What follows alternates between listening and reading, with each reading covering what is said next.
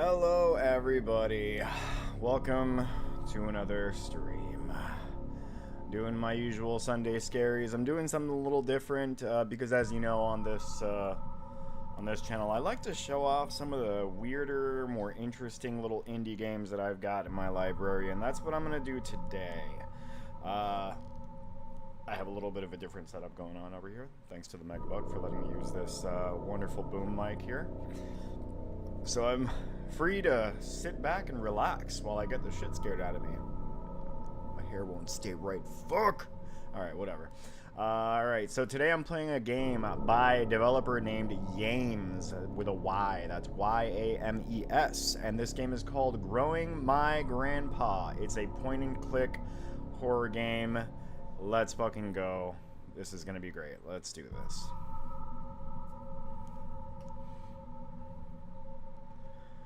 Alright, so I already kind of set up my my screen over here. It was very tiny a second ago, but I got it set up at full screen here. And I'm just going to go ahead and start this. By the way, do I sound fine? Can you guys hear me well out there in chatland? Anybody out there? I'm sure I sound fine. My levels look good. Fuck it, let's go. We're going to dive right into this adventure.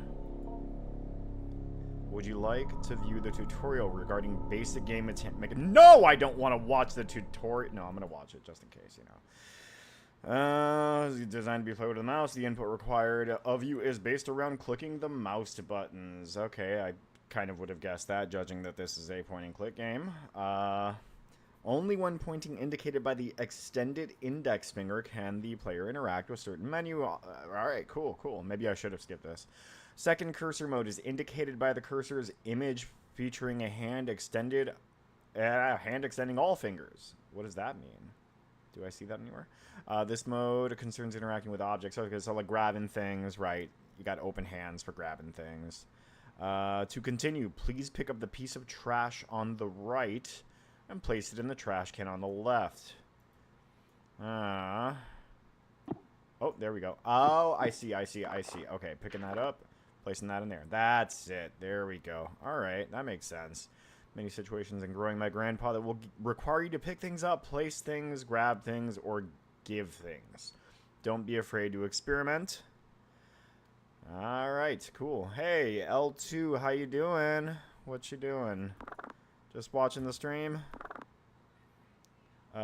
Please click the button below to continue. Remember, many buttons must be clicked with the pointer. That's right. Okay, got that. In order to expedite the cleaning process, you can use 1, 2, and 3 digits on your keyboard number row at the top of the keyboard to reposition the trash can below. So I can use my mouse for that. Cool. Because I have buttons on my mouse. Well done. Please click on continue. Yeah, okay, cool. Variety of video options can be changed. Yes, okay, I got that. I did that earlier with the menus. It's a little weird. You don't actually click on things. Funny enough, in this point-and-click game, you don't point and click on menu items. You use F3, F4, and F5 to do specific things like changing the resolution, which I should not have done. Oh, no, I turn off the shader. I'm going to set that at low intensity because the shader, I feel like, is important, but I feel like the shader might actually be kind of annoying when it's set at the highest. Look, let's set it at the highest right there. Everything is squiggly. I can't read that. Can you read that? I can't read that. So let's go with the medium one, or the low one.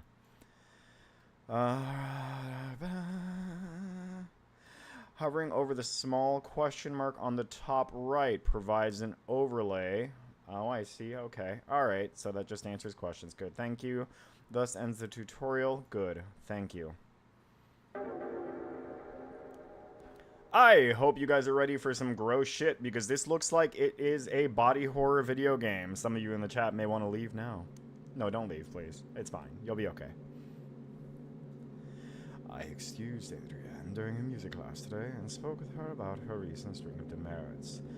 It was our first time meeting outside of our quarterly evaluations, and I believe it went well. I can certainly understand Miss Richardson's classroom observations concerning Adrienne's emotional state. Interesting. Is that a left click? Yeah. She was, of course, intensely shy. When we we first met. As I understand it, she is similarly withdrawn in her classroom activities and only speaks or acts when she admittedly absolutely must. Some things she simply will not do. Instead of participating in mandatory group activities, she will sit alone and accept that she will receive a demerit. Face blue, wide eyes.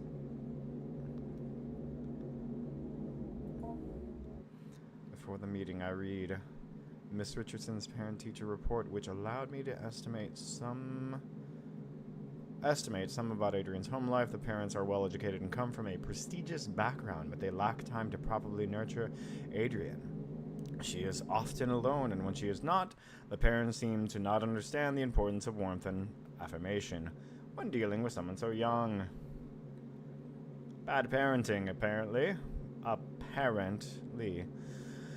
Having two parents of this reserved and icy temperament exacts an inhibition in a child. The child's imagination is subdued, but only ostensibly, for it eventually finds its way into regular life. I surmised that I would be able to reach out to Adrienne by way of make-believe. How are you liking your new house? You've told me you used to live close by, but it still can be a big adjustment. A new room, a new school. The basement. I like that. The basement. Yeah, well, there's a lot of cool stuff. Mom and Dad sent me down there. Your mom and Dad made you go? Yeah. There's lots of cool stuff. Well, that's not why they sent me down there, though. Why did they send you down there? Fighting. They were fighting, shouting. I came in to help, and they shouted at me. They said, go clean up downstairs. So I went. That sounds tough. Do they fight a lot? No. Well, it's alright, Adrian. Maybe you can tell me more about the basement instead. I'm all for acceptance, but that's a weird kid. That is a weird fucking kid. I'm actually trying to figure out what exactly is going on here with, like, the face. Is that hair or the chair behind them? Are they just short enough to where the, right? Like, I can't really tell what's going on there. Okay, well, it was weird at first, the stuff down there, but cool. I found something living, sort of. That's very interesting, Adrienne. Please tell me more. By indulging in her fantasies and stories, I was able to glean more of an understanding of Adrienne's anxieties surrounding her home and parents. I don't know why I've given this doctor a British accent, but now they have a British accent, and I have to stick to it because that's the bit now. The symbols of Adrienne's story seem to carry their own traumatic weight, and her exploration of the basement may very well be a vehicle for the conveyance of her anxiety.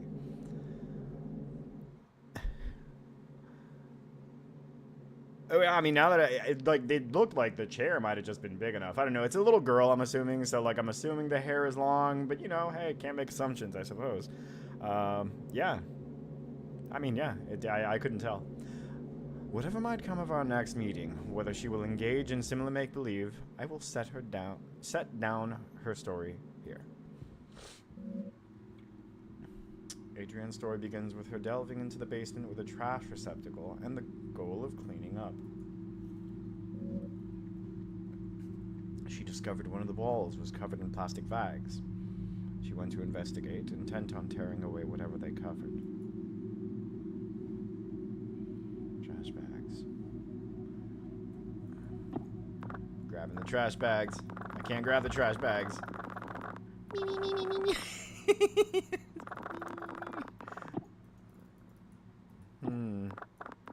Can I move around or anything like that? No, it's just a matter of... Oh, the trash bags. There we go. Oh, there's worms all over it. That's gross. Throw that in the trash. Throw that in the trash. Throw that in the trash. Upon removing the plastic trash bags from the wall, she noticed their interior lining was covered in glass. Like a window. I offered? No. she said, like a mirror. Reflecting inwards towards the animal they covered. I gently asked her what exactly this animal was. Here is where the material reality of the story took a turn for the explicitly fantastic and imaginary. Upon her discovery of it, at her gaze, it grew, or extended its shaggy-haired self. Hair like the fur of a dog, I offered? No, she said. Not the fur of a dog, nor the hair on her head. It grew out towards her, the animal's hair reaching out. It was hard, standing almost straight, like the hair on a brush. A bristle, I offered? Yes, she said.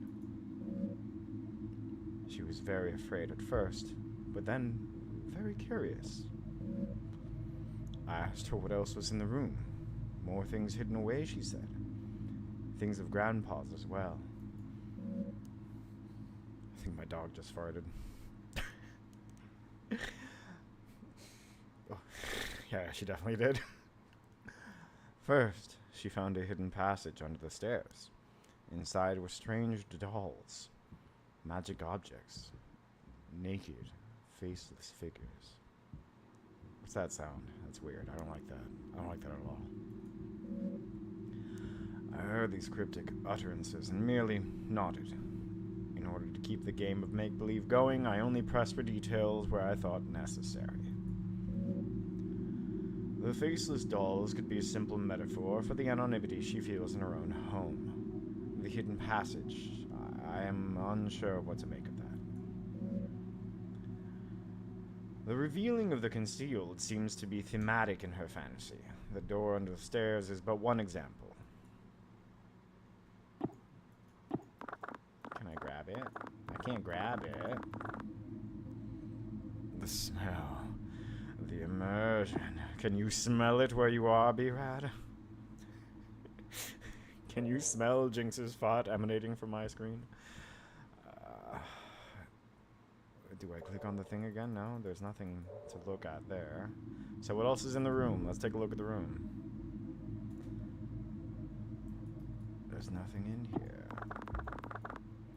I don't think I can grab any of this. So let's check this other side then. Can't seem to grab much of anything, huh? Oh, trash bio.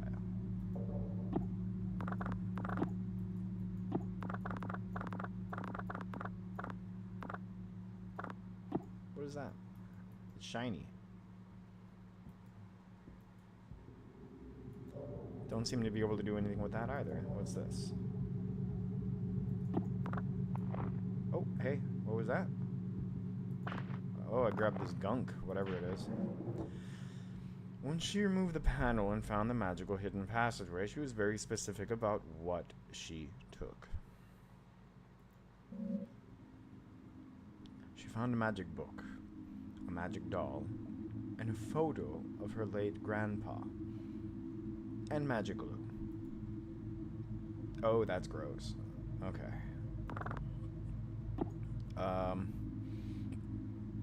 Search the closet.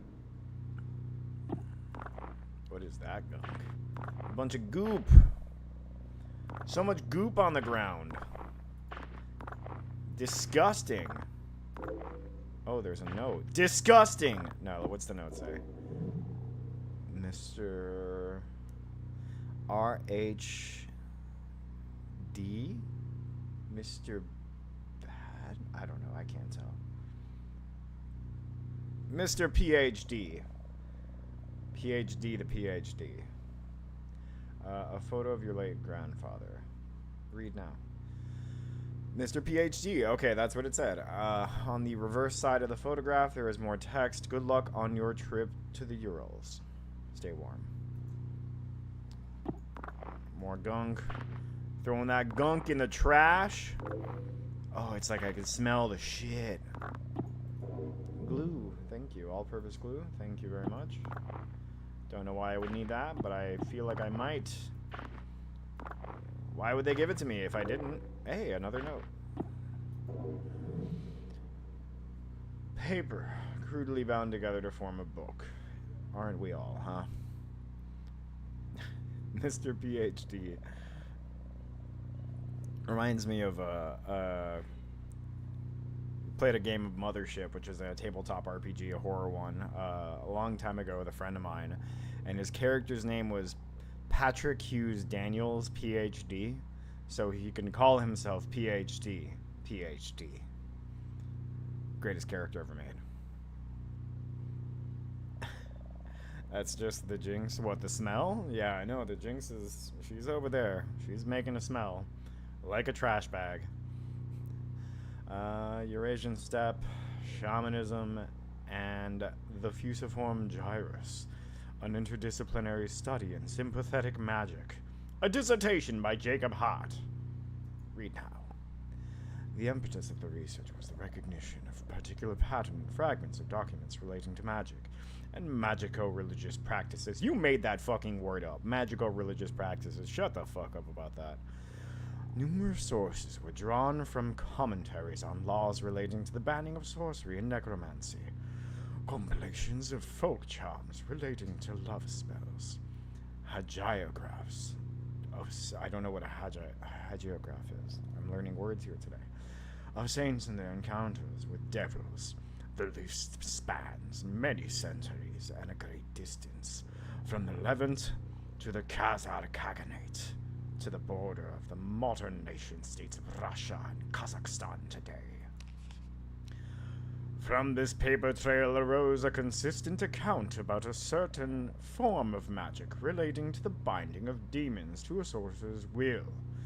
A demon called the Heaven of Needles, or the Angel of Needles, was known to be kept best by shamanic keepers or warlords who suffer from face blindness, prosopagnosia, whether by birth or through developmental causes like a stroke or head injury. It was known to be extremely effective but terribly dangerous, so much so that it became outlawed several times. It was generally a popular scapegoat relating to unexpected death. Oh shit, this is a long note, fuck. This nexus of magico-religious meaning-making. You're making words up now. Sorcery regarding human-related desires, and the history and science of neurological disorders related to the fusiform gyrus, is where the subject of this dissertation will reside. I will outline further and then analyze the historical sources I mentioned previously, then I will go into the neurology of mystic and magico-religious experiences. After that, I will detail my ongoing correspondence with a resident of the Earl Mountains region who is an expert folklorist and keeper of traditions he claims to have been passed down through his extended family for generations. And, there we go. These are weird notes that I found in Grandpa's basement. I already searched the closet. I'm gonna take the doll. A slouching doll. Its material is rough and coarse. It looks like it's made of that, is it corduroy, right? Is that the material that, it feels both soft and also kind of rope-like?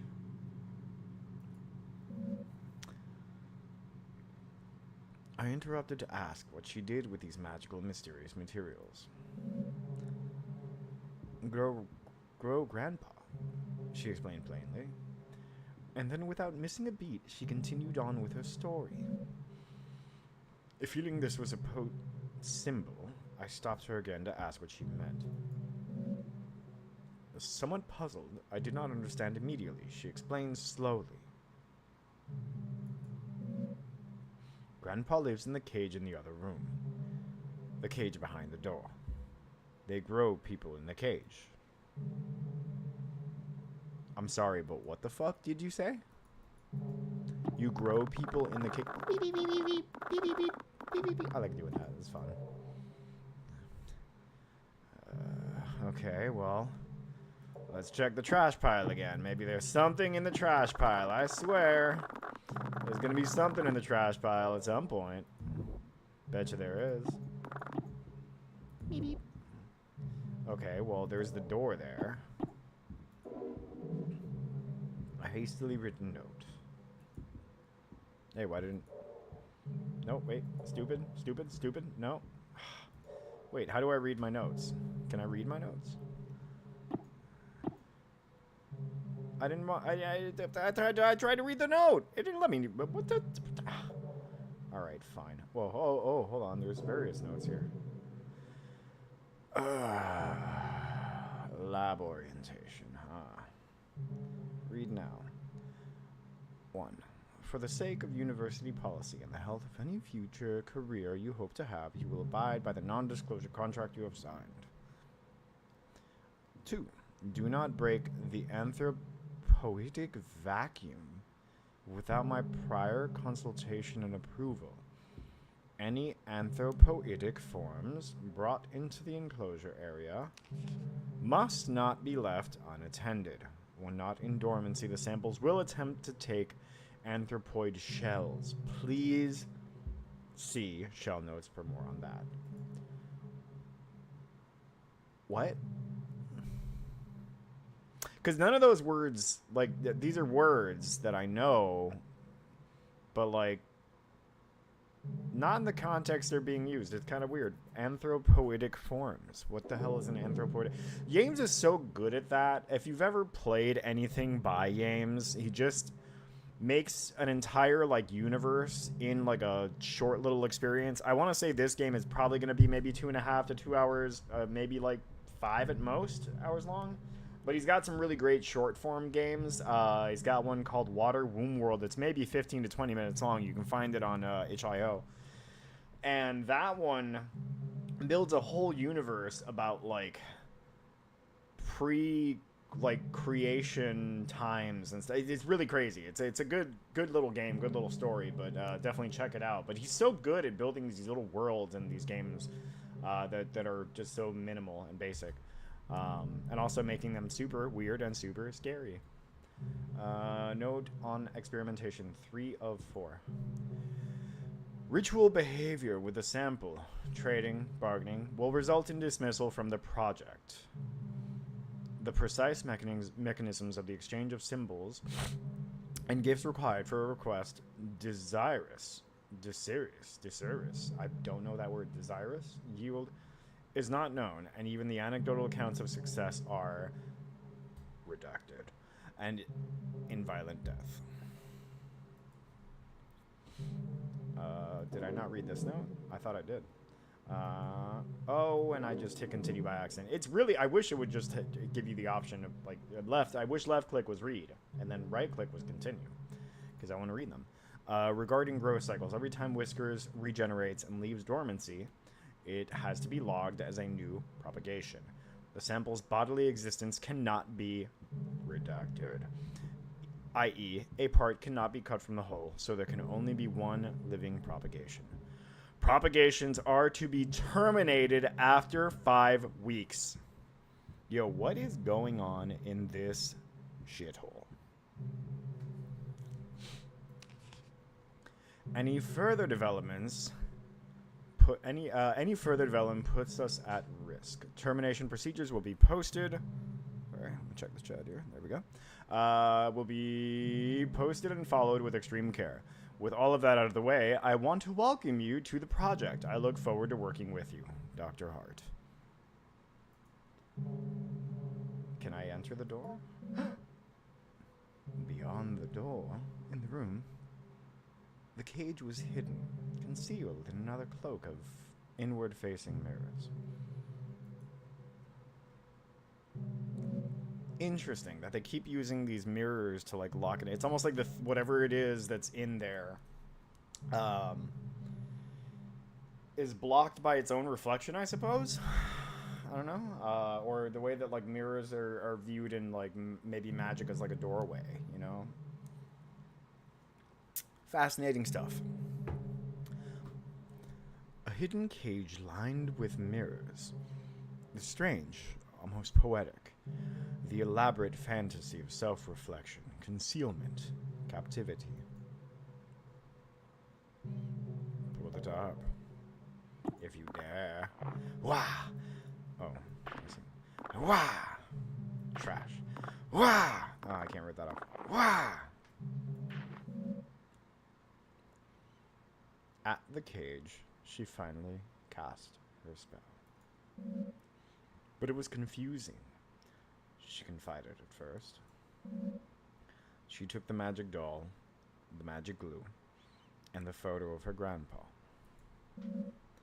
And she combined them, and then she wished very hard.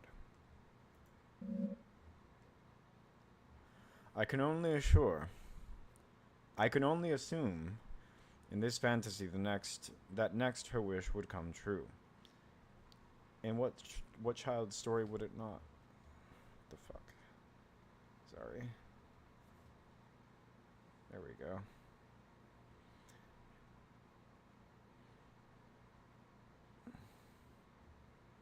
Sorry, I was checking the chat. That's my next thing I gotta set up here is I need a second monitor so I can watch the chat more closely, so I can talk to you guys directly, right? I gotta check it over here. I can only assume in this fantasy that next her wish would come true. In what child's story would it not?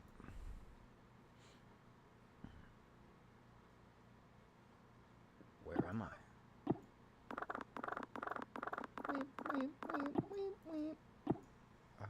Glue?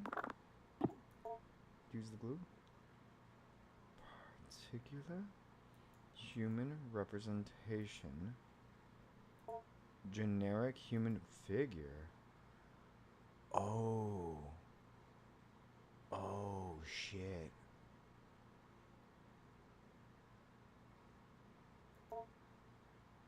Representation of Grandpa and the doll. This seems like a bad idea. A tangible symbol of intention and desire. She put Grandpa in the cage, assuming that was part of the ritual. She was not clear on how it worked. Never perform a ritual if you don't know exactly how it works. I'm not a superstitious person, you know? But generally speaking, if I am going to perform a ritual, I'm going to want to know how the fuck it works, right? Here we go. What precise instructions she could glean from her grandfather's magic book was complicated by her reading comprehension. She wished with all her heart, and then she told me she waited a while for anything to happen. And after that time, she began to cry. I cried really hard, she said. I wanted Grandpa to be back. I wanted my parents to stop being so mean. And it hurt me. It hurt me wish for Grandpa to come back, for my parents to be different. I could feel it through the walls. And it felt me through the air. I asked her exactly what she meant. She could only repeat what she said. By this time, lunch was almost over. I said goodbye to Adrienne, and she left me to rejoin her class. I was left to consider our conversation. I believe the storytelling strategy I have employed was not unfruitful, but I must probe deeper if I can. Although I can be sure of nothing, I interrupt the impressions I get. Let me reread that whole thing. Although I can be sure of nothing, I interpret the impressions I get, may begin to help me get an idea of the right questions to ask. Knowledge you acquired this week is giving you access to certain topics or keywords that you can discuss with Grandpa. I can talk to Grandpa?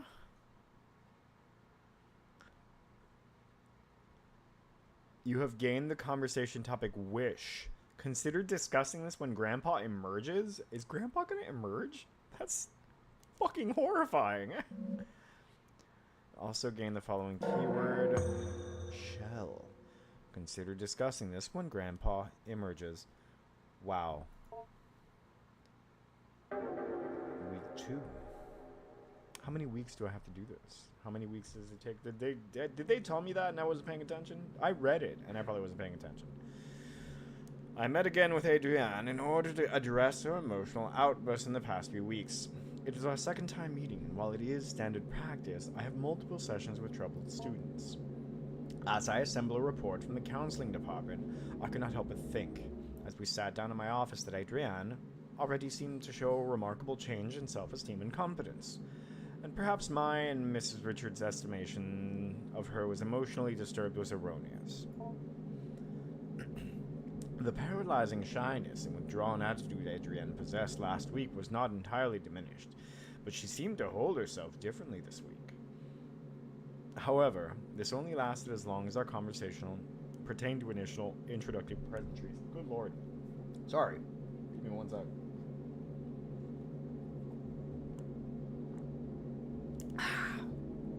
Something stuck right there. When I began once again asking about her parents, her feelings regarding her new school and her new home, she quickly lost what new confidence she had gathered up and withdrew again into herself. So once again, I partook in some collaborative make-believe. But this time, I was aided by the fact that I had managed to do some research into Adrienne's grandfather, and I had some insight into what she might actually be finding in the basement. Now, this may be overstepping my bounds somewhat as a school counselor, but this was all in the service of making Adrienne comfortable and happy in this learning environment. In any case, I was able to dig up information regarding the grandfather by inquiring at the university in town. Not that I make it a habit of sleuthing, but I had a suspicion the grandfather was a professor there, or at least some sort of researcher, due to the fact that the newly constructed laboratory on the campus I drive by every day bears his name in memoriam. He is some sort of anthropologist, or linguist, or neuroscientist. I do not have to dig that deep before the scope of his work became dizzying and I ran up against the limits of my undergraduate education. But back to make-believe. What is your grandpa like? Is he a smart man? Not anymore, but I'm teaching him. So he's grown a good deal then? You've been feeding him well? Yeah. He's getting bigger, but he has a lot of room in his cage. He's still behind the bars? Yeah, well, he might be able to climb out eventually, but there's this vent in the ceiling. Well, perhaps if he climbs out, I could meet him someday. Yeah, maybe. But he's not ready to leave. He can't take care of himself. I have to feed him. Pick up after him. Ah. You store the food in your lunchbox? That's nice of you to share. He can almost talk. You cannot speak with him? He doesn't. He doesn't have a mouth, sort of. But how do you feed him? He has a mouth on the outside, on his shell, or the stuff that is his skin. I'm a little confused. Maybe you can go through a typical day with your grandpa. Okay. I asked her to explain how exactly she goes about growing her grandpa, and Adrienne began another tale. According to Adrienne, in the week that had passed, much had changed in the basement.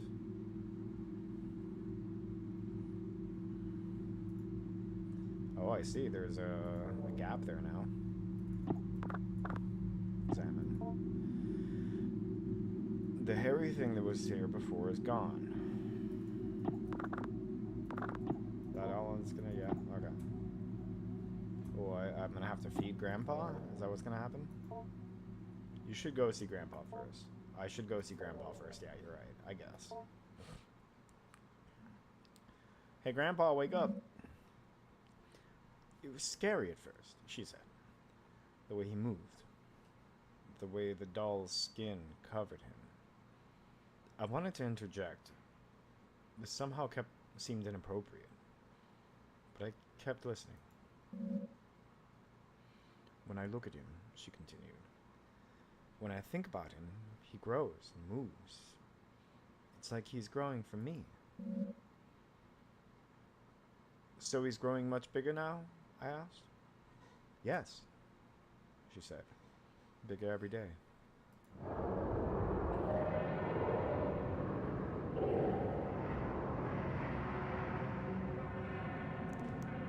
What the fuck?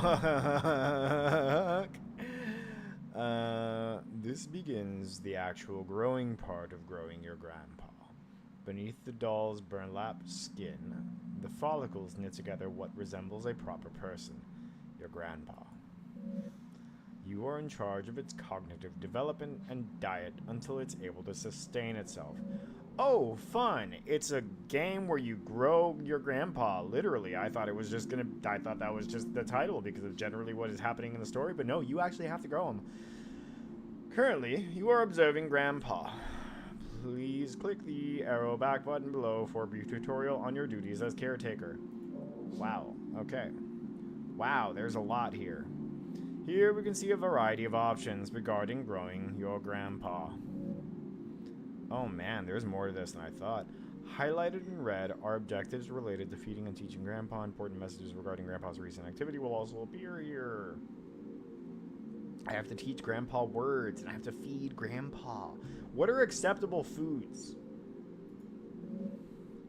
You will need to find it food and learning material before you can move on to the next week. Some foods will make Grandpa happy, others merely content. Some food will make Grandpa disgusted to the point of nausea. That's gross. Learning material is also scattered throughout the basement. Seek out vocabulary cards intended to help teach English and basic anthropoetic concept formation. Anthropoetic. Anthropoetic? I think it's anthropoetic. The options highlighted in red are related to navigating around Grandpa's enclosure.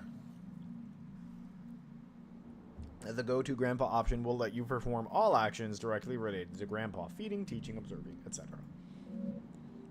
Accessing the study corner will let you go over any documents you pick up as the weeks go by. It's a good idea to learn about the work of the people who last occupied this space. Accessing the kitchen corner will let you search for food in the old refrigerator and prepare food for Grandpa if need be. The help button will replay the tutorial. Was all of that the tutorial? Yeah, whatever. Save, exit, I got all that, yeah. More buttons may or may not appear depending on the development of Grandpa, so watch out for them. One final note. Take care to explore the basement at your leisure. However, due to the entropic nature of clutter and trash, different weeks may allow you to find things you had not previously discovered. Good luck. Okay, well, go to Grandpa. Let's go ahead and feed him. Let me observe first. What's he doing? You examine Grandpa, noting its movements, respiration, and general mood. Grandpa seems sort of sluggish and bored. You get the feeling it may be more content and readily cooperative. Once fed and taught a word or two. Okay. Let's feed you. Alright, fine, I'll watch the damn tutorial. This brief tutorial will go over the basics of feeding Grandpa via introduction to your unprotected insula. Grandpa has simulated the production of tooth enamel to mimic a human mouth. Disgusting. Yeah, like legit gross. It will need to be fed through this in order to properly learn and grow. Firstly, you will need to select an item from the lunchbox. Click on the lunchbox on the bottom right. Contents of the lunchbox will be displayed. Select an item from the lunchbox. Doing so will fill your hand with the item. Note that any food can be put back into the lunchbox by clicking on the lunchbox with a full hand. Before Grandpa can be fed, it must judge the food by smell. However, your hand above Grandpa's olfactory bulbs. If Grandpa is pleased, it will allow you... Oh, hover your hand over... Okay, alright. Allow you to feed it. What does that mean? Most foods Grandpa will accept, however, getting Grandpa to consume other things requires some culinary deception. Grandpa's willing to feed. However, your hand over its mouth and click. Good luck on feeding Grandpa. Okay. Well. Feed Grandpa. Oh, dude, what the fuck am I looking at? Oh, lunchbox is...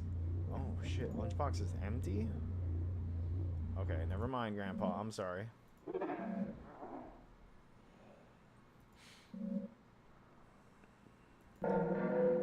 Hey, Hey, hold on, hold on, hold on. Just because I didn't feed him doesn't mean I'm not gonna feed him. Where's the kitchen corner? Let's check the cabinet here.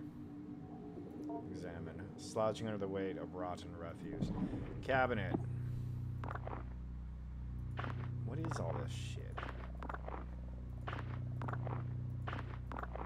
I'm trying to fucking clean this place up. It's disgusting. Where are you? Blueberries. Looks edible. Grandpa might like this. I bet you he will. Get all this shit out of here. Clean this shit up. I'll clean. This place will not be dirty again until next week. Good. Good, I cleaned it up. That's good. Oh my god, this place is just vile. Absolutely. Hey. You see these guys right here? What are you guys up to back there? What are you guys doing?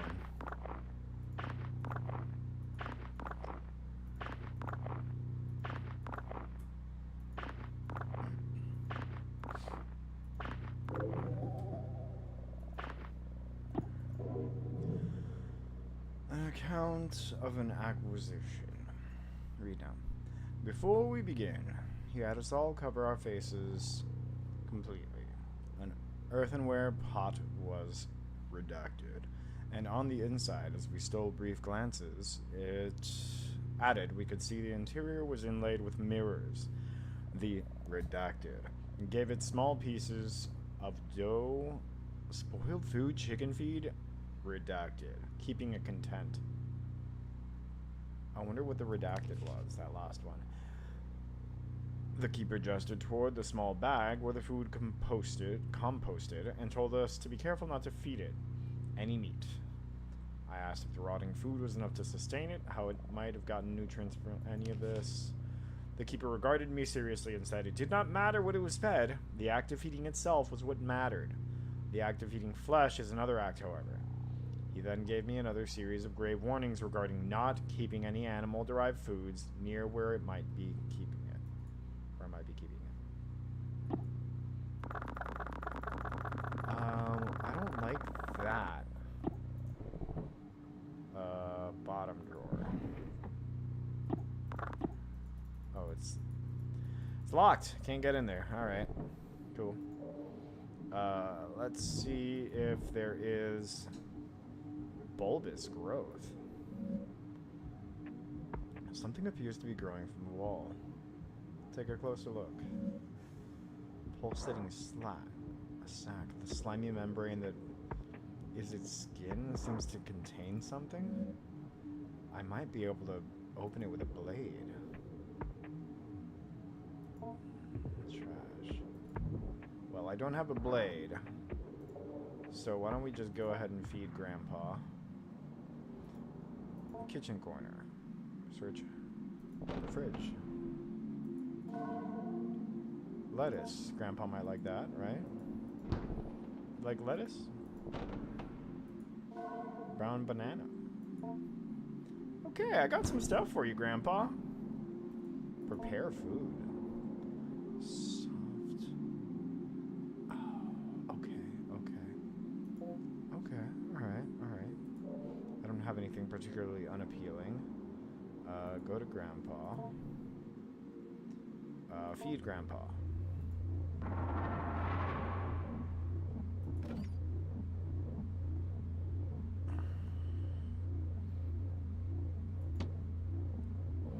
Click on Grandpa's nostrils. Where are Grandpa's nostrils?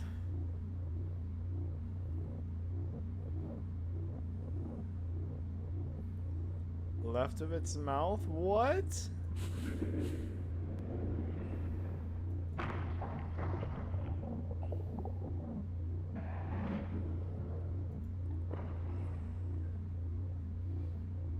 So, do I just feed it once, or?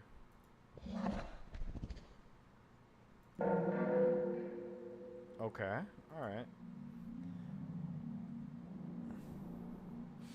Okay, so let's try to talk to Grandpa. Teach Grandpa. Attempt to communicate? No response. Alright, let's go to the study corner. Look over documents. Okay, so there was the documents. I probably missed a few of those, so I could probably go back and read them, but no, I'm not going to do that. Okay.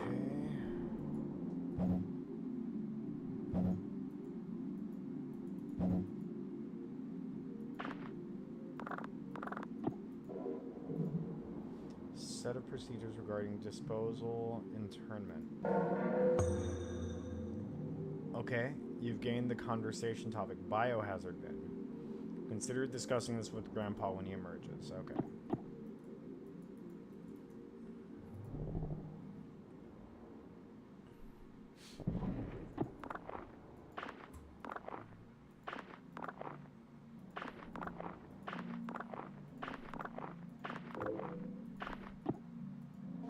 Cashews.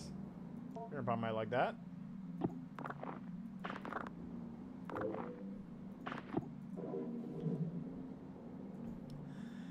It was said to pass from one family of steppe people to another, but pressed on its ultimate origin, redacted, some out of the south, coiled in a bowl covered in incantations, buried upside down by a graveyard, commonly antiquity demon trap.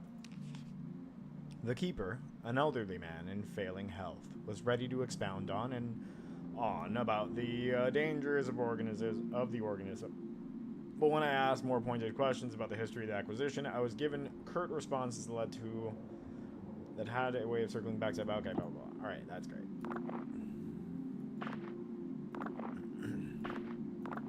I get it. Gross. Thing. All clean. Is it now? Search filing cabinet too. Oh my god, this place is absolutely filthy.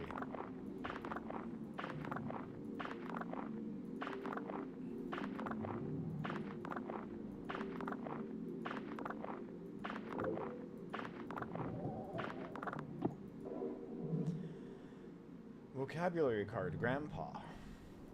Sweet. I can teach Grandpa.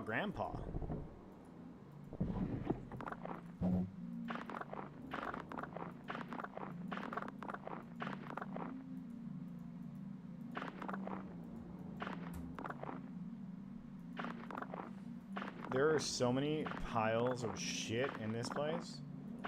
Like, what even is this stuff that has built up here?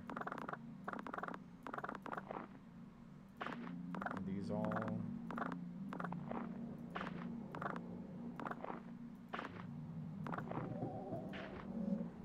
Remove the taped down fabric to reveal the cabinet's wooden bottom.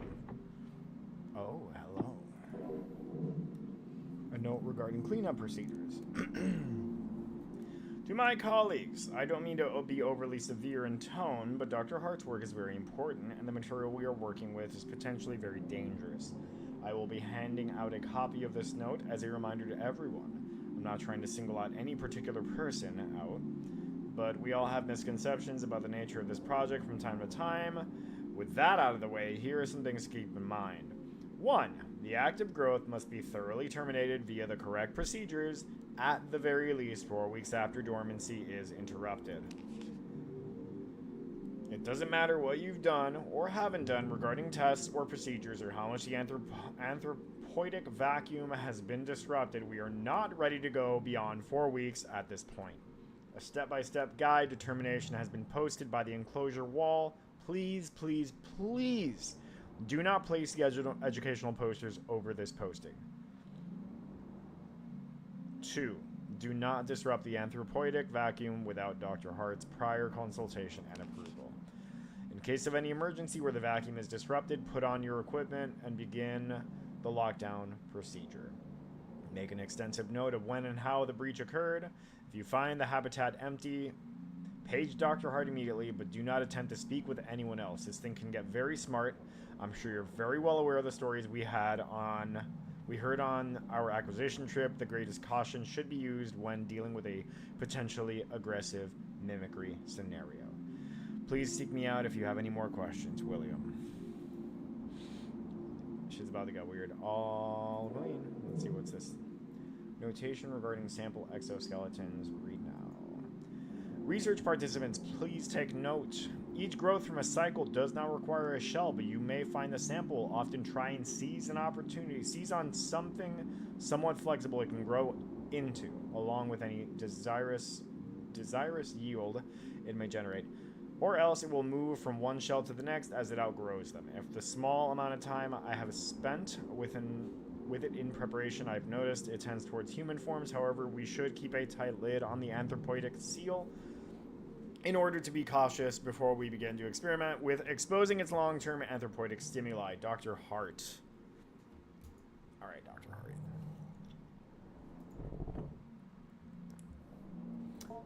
Medical imaging device. Okay. Well, that's cool. Don't need that right now, but... Alright, Grandpa. Let's talk. I'm gonna teach you Grandpa. Would you like to view this? Oh, fine. This brief tutorial will go over teaching Grandpa pronunciation and vocalization. The vocabulary word you picked will appear in the top left corner. In the bottom right corner will be a pentagon that is divided up into 8 sections. Section of the pentagon will be highlighted briefly. Notification sound will play, and soon another section will be highlighted. You will control a small round icon that sits above the pentagon by using your mouse. The ball is constrained to the limits of the pentagon. The goal is to keep your icon over the highlighted area and move it as the area changes sections around the pentagon. Simple.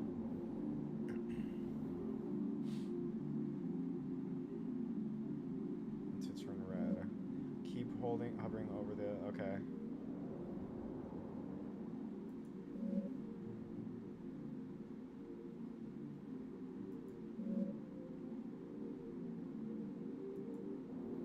Yeah, teach Grandpa, yeah.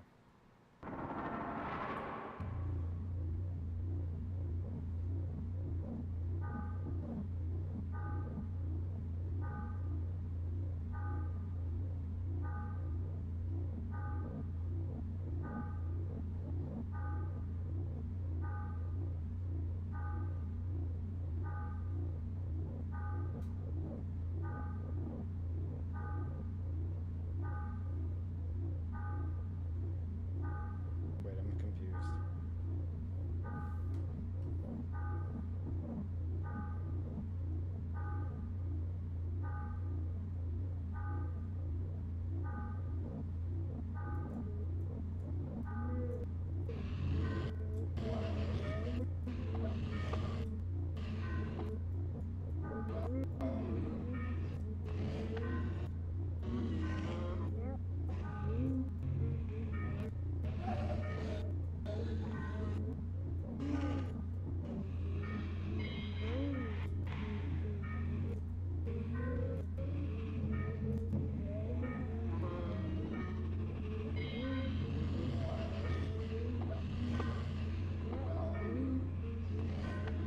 Come on, Grandpa, you can do it.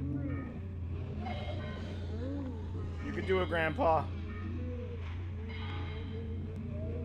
Come on, Grandpa, just say it, Grandpa.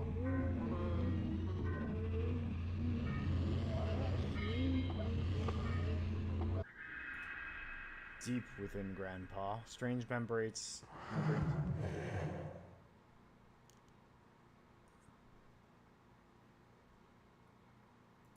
Oh, you didn't have to actually say it, though. That's fucking scary. That was gross. Having completed the lesson, you take a look at the back of the vocabulary module and card, and the notes were written by the administrators of the past. Grandpa. Part of vocabulary and vocalization module E81. Family. General pronunciation commitments. Usually trouble with articulation, voice, thin, raspy, possibly undeveloped, larynx. Module comments see below. Okay. Kitchen table conversation between an immediate family member. Okay, whatever. Repeated trials would reveal, although our simulated conversation was purposely vague and unspecified regarding persons and identities, blah, blah, blah. Each other as brother, father, sister, etc. It soon became apparent the encoded information and associations we unconsciously draw upon when hearing and speaking these words was being picked on by whiskers and its psi-type field. What the fuck? So this thing is like psychic?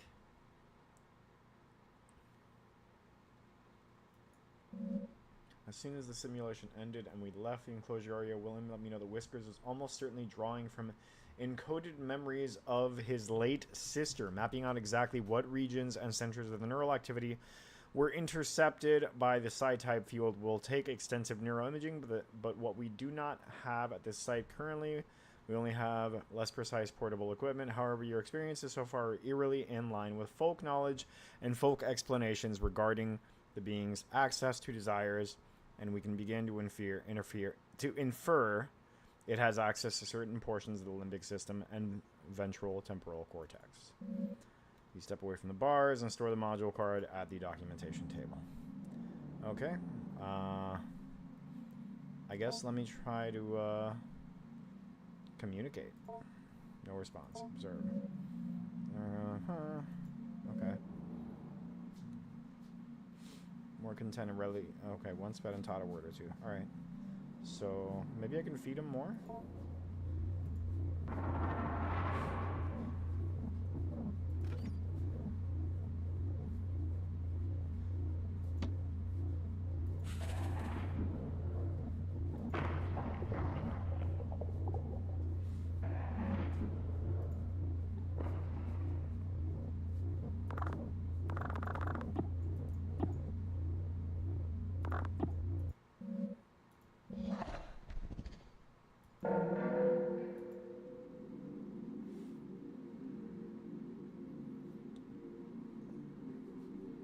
Oh, I see. So I fed him twice. So I need more words to learn.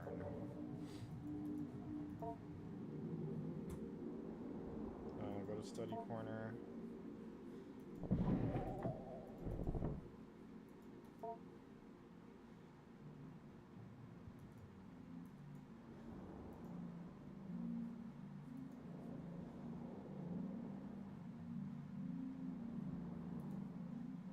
To find more of these words.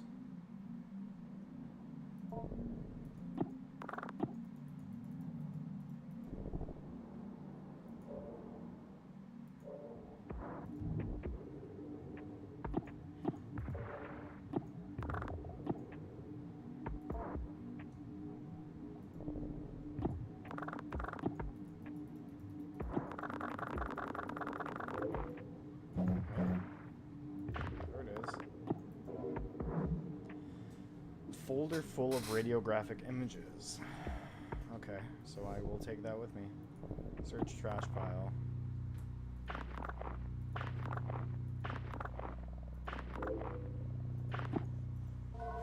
Fiberglass insulation. Not really food, but Grandpa might eat it. Okay, I guess I'm gonna feed Grandpa fiberglass. Maybe I can prepare it with something else.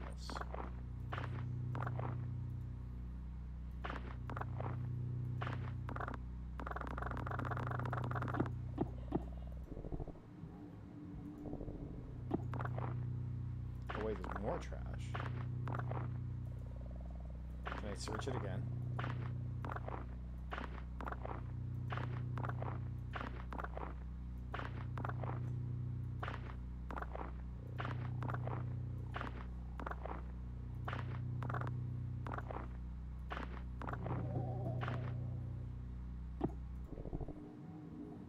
But if I search it again? Oh, okay.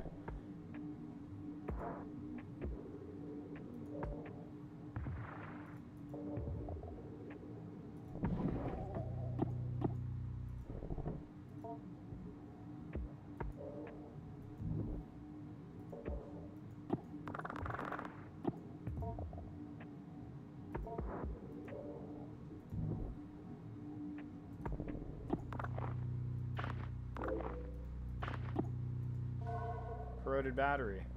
Grandpa might eat it. Cool.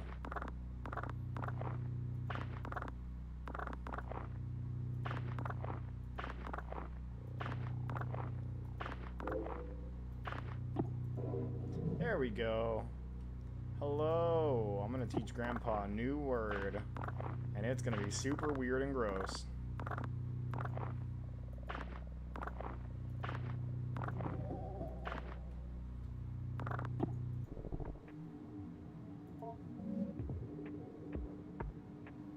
darkness of a shadowy corner unnerves you?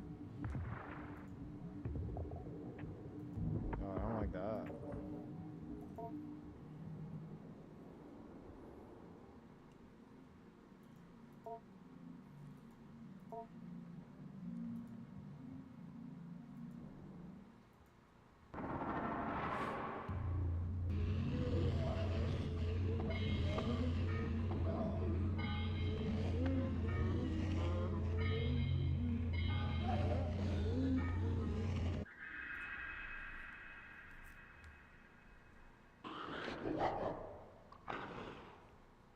Hello, Grandpa.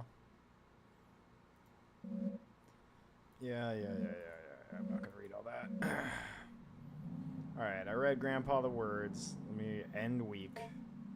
Yes.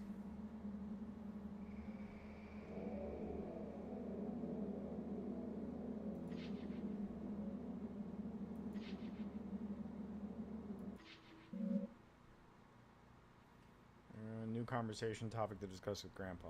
Okay. Alright. Give me just a sec, guys. I will be right back. I need to use the restroom real quick. BRB.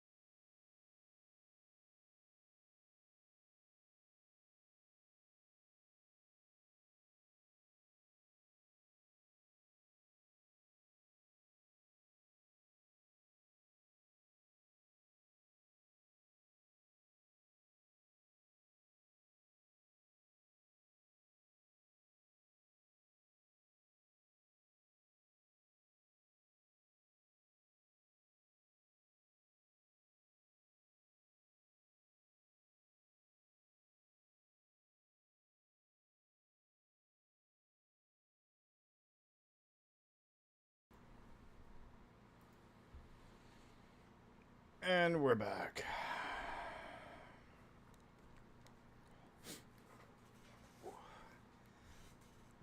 Get myself settled in back here. Set up the group chat again. This game's wild. Fucking weird, man.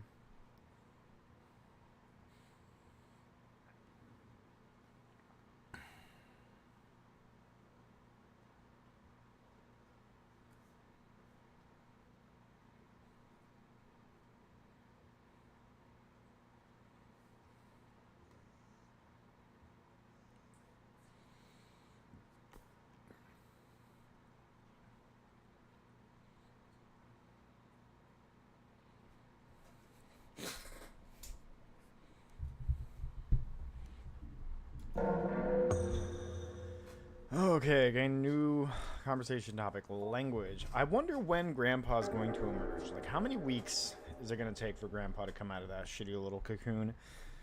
And by cocoon, I mean trash bag. Miss Richards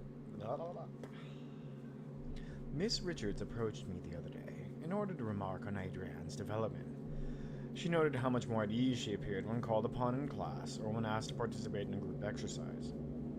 I told her I had seen this change happening as well, that as much as I would like to take credit for it, I can only guess dimly at what might be reshaping her attitude. Miss Richards posited that it was perhaps Adrian's family moving into their grandfather's property that caused the change. It apparently is out in the country, in a wooded area, full of wide open space and far from the bustle and noise of the city. The grandfather, Dr. Jacob Hart, had jointly purchased the land with the university he was employed with and began constructing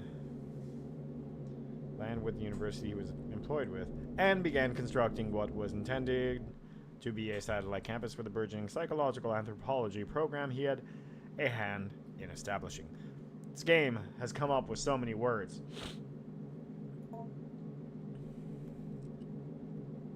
Only one building ever ended up being constructed after Dr. Hart died. Do I have the sound on? Yeah, I do. Only one building ever ended up being constructed after Dr. Hart died in a car accident when driving back from the property one day. Eerily, at almost the same exact time, a grad student who was assisting Dr. Hart on some sort of project vanished without a trace. Interesting.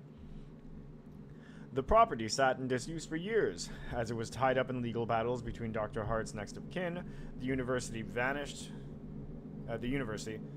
vanished grad student's family, and the other students Dr. Hart was working with. Eventually, the case was settled out of court. Only recently did the property fall into the possession of Adrian's mother. Can you tell that I'm not used to reading out loud this often? Obviously, I was not going to relate this whole tragic story to Adrienne, for who all I know believes her grandfather is still to be living in the basement of her home. Besides, I thought she might already know all of this. Perhaps the elaborate story she was constructing was her own way of escaping the morbid details of her life, or perhaps lives cut short by the cruel force of fate and the cynical adults who squabbled in the aftermath. I determined perhaps the storytelling she was and continues to engage in should not be encouraged by me, at least not in the way I went about it before, where I made active inquiries into her strange fantasy of a semi-sentient ball of skin. That's the way I'd describe it. Ooh.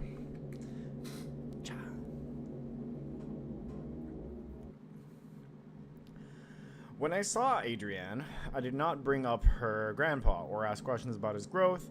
Adrienne could not stop talking about it. However, I had no chance but to weather her bizarre and enthusiastic effusions about their new best friend. Adrienne, maybe we can talk about something else. I'm not sure I'm following you exactly. He's gotten so big. He has so many whiskers that come out, and I can see them move around when I think about him. I'm not sure what you mean. I'm so happy Grandpa's back. He's so much cooler than Mom and Dad. My cool grandpa growing out of a bag. Once again, for what it was worth, I have put down the story she told me as best as I could. Adrienne once again told me about growing her grandpa.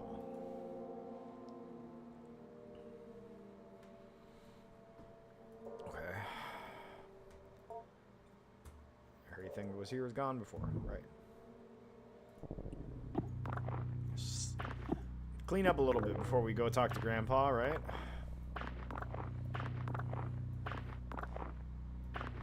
I'm gonna clean up before I grab all the stuff.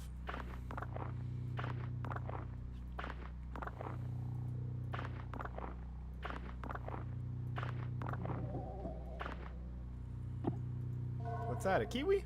Hell yeah. Just check on the bulbous growth. I don't have a knife, though. Let me look in the dark corner again. Yeah, I don't like it. Let's search this trash pile. Search painting. Nowhere to look.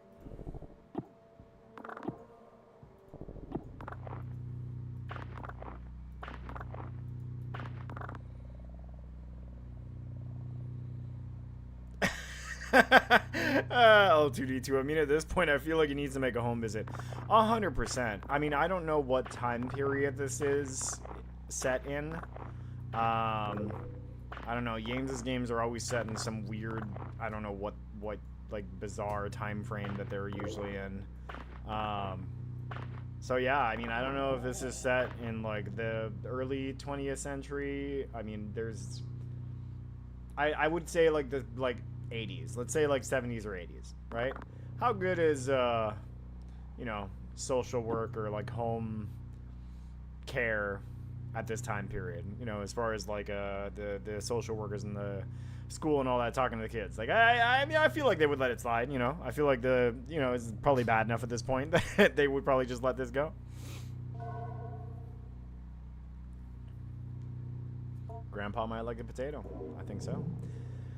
I'm gonna teach him about life. I'm gonna teach Grandpa about how to live. I already cleaned that. Okay, cool. Do I have more stuff in here? Yeah, I do. I'm gonna feed Grandpa a battery. What do you guys think? Should I feed Grandpa a battery? Yeah. Not great, I suppose. Yeah, I know. I'm telling you, the healthcare at the time probably would not have been great. Oh God, where did this filth even come from? Who's down here throwing piles of shit everywhere? Also, what is that? Oh, that's more trash. Alright, all clean. There's nothing in here? Beep, beep, beep, beep, beep, beep, beep. I love doing that with my hand. Top drawer. Let's clean that up. This is the one with the weird faces, right? Like dolls everywhere? Yeah. Nothing new. Just all the same strange, weird faces that I've seen every time I'm here. Nope. Bottom drawer. Still can't get that open. No key. Boom. Let's go back this way. Back that way. Yada yada. Open that door. Let's go. Let's fucking go. Alright. I'm gonna make some food here. Let's see, is there more food in the fridge now? There is.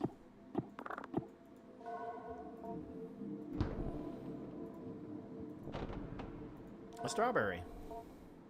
Okay, let's prepare food. I'm gonna combine soft fruit or vegetable. Let's put a pear in there. And I'm gonna put a battery. Conceal. Battery is concealed in the soft pear flesh. Let's do the same thing with fiberglass and a potato. Yeah, that's delicious. Alright, let's go to Grandpa. Observe. You examine Grandpa, noting his movements, respiration, and general mood. Grandpa's gums are bleeding slightly, and its skin seems overly dry. It may need food packed with vitamin C. A kiwi fruit would be an excellent remedy. Well, I guess that's what I'm gonna feed Grandpa. Did I combine the kiwi with something else? I feel like I did. Half of an ancient and nearly completely dried out kiwi fruit. There you go, motherfucker. There you go, Grandpa. You like that kiwi? I'm gonna give him more food, though. I'm gonna give him a battery.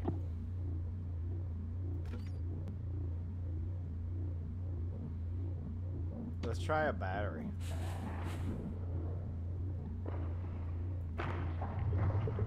What happens if I feed you a battery? Although quickly consumed, the meal seems to be causing some indigestion. With a sudden lurch, Grandpa empties its stomach onto the floor. Oh no, does that mean that he threw up? That mean that, like, shit. Alright, well, let me give him, like, a strawberry. Maybe that has enough vitamin C.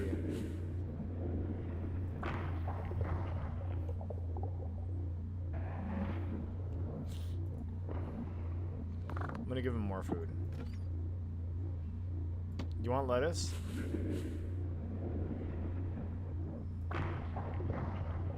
You like lettuce, right? Alright, that's enough of that. Step away from the window, set in the bars. Grandpa silently slides back into his corner. 3 digestible food, 1 other. Go to Grandpa. Teach Grandpa. Life. I'm gonna teach you life. What, der Ferk? Yeah, man, it's fucking weird. We're out here feeding nasty holes in the wall that are turning into my grandpa or some shit. And I'm teaching it words. I'm teaching it about life. Rockman, we're teaching this slab of meat growing in a bag of trash life.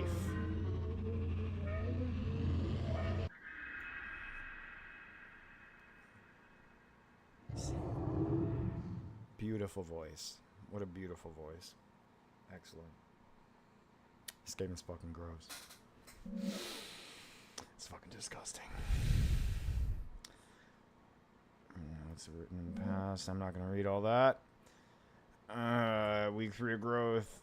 Whiskers. Is Whiskers like just the name of the entity that I'm actually growing in a bag? Or was Whiskers the name of the previous thing that they were trying to grow in the bag? I don't know. I need to teach Grandpa 2 words. I don't have 2 words. Who has 2 words? Let's see. Examine educational posters. Nothing else to examine here. Oh, hey, there we go. What the fuck? Oh, I can... Oh. I see. I couldn't clean those up before. Why couldn't I do that before? Look over documents.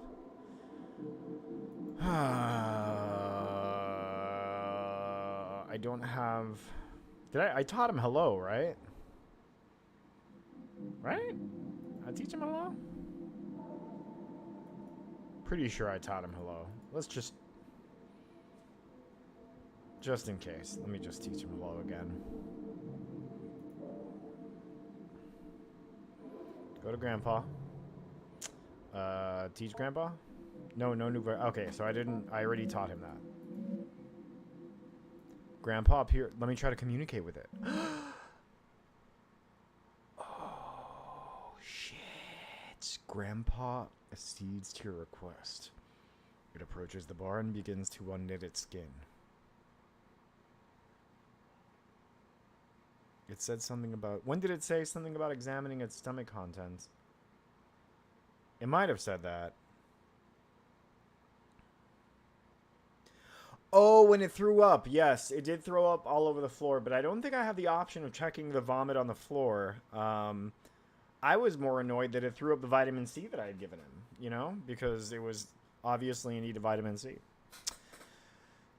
But I'm more concerned about this whole begins to unknit its skin thing, because that sounds gross. Let's see what happens. The inner Grandpa, though still not fully formed, is revealed. It may be fruitful to speak with it, if it can respond.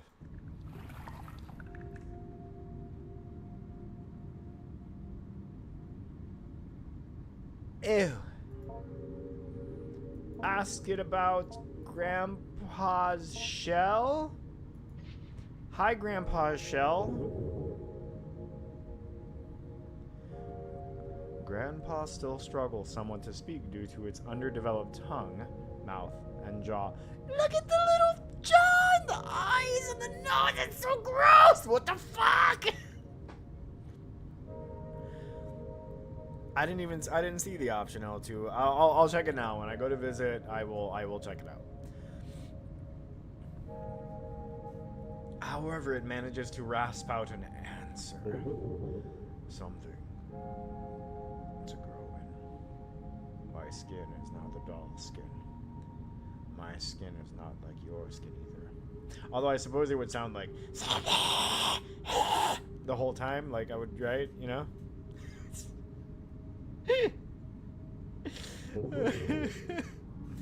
I can still feel your eyes on me inside my shell. I have many eyes to see, but I don't need them as much as I need your eyes with which I can understand as seeing me. There is a cycle of attention you give me myself, but I am still not that. Slowly, I form a human shape, and you see me more as human, and I become that. Well, that was fucking weird, Grandpa. Whatever you just said there is fucking scary. Should I ask him about the biohazard bin? No, I want to ask him about language. Ask about language. Grandpa still struggles somewhat to speak due to its underdeveloped tongue, mouth, and jaw, however, manages to rasp out an answer. Grandpa is old. My lives were easier before I made myself to speak, and before you made clothes to wear, and rules to obey. Your grandpa remembers. I have learned much in many lives and deaths. Keep speaking with me. I love talking with you and learning from you. And it helps your grandpa so much. Soon, I will be everything you would like me to be. I don't trust this weird fucking worm man thing that says it's grandpa. Should I, like, ask all the questions that are available to me now? I feel like I gotta wait until this thing, like, has a better brain. Yeah, I guess I'll keep talking to him. He says he liked talking to me, so I'll just keep talking to him. Yeah, struggles to get it out, whatever. They kept putting me in a box. Sleeping, and then set a light. And then in a box. A box in the corner. In the darkness. Most of you couldn't read them. The scribe came and wrote what everyone said. They wrote on strips of bark with thin reeds. No, it was not that. It was a paper posted somewhere. It had words to open the box. I was half dead in the box.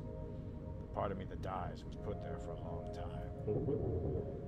The part of me and other things they threw in. A refuse pile. Papers they discarded.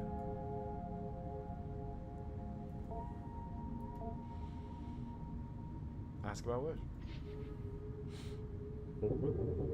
Is there like a limit to how much you can talk to me about?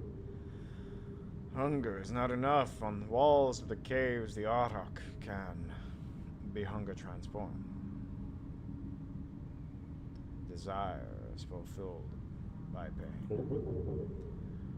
Your grandpa doesn't have the right words right now. I can only say, I love you. Love is not enough, though. Desire is not enough. Project it outwards. Make it true to yourself. If only in symbol, then it will be enough. For me, and for you.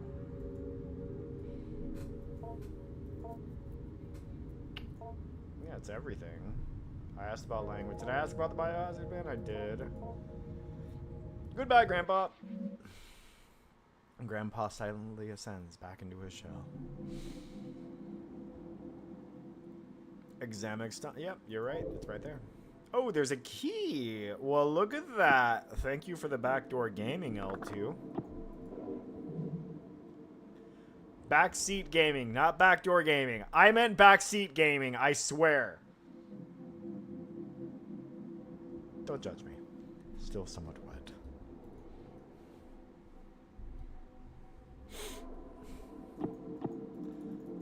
There's nothing back there. Alright. Cool. I believe that we have... Oh, there's the key. There's a key. That's right. I forgot. Key. Cabinet. Bottom drawer. You try the safe's lock with the key that you found. And it pops open. Oh, what do we have here? A photo of your mother as a young woman. The recognition of this face kicks off a cascade of emotion and meaning deep within your psyche. Can I grab anything else? No?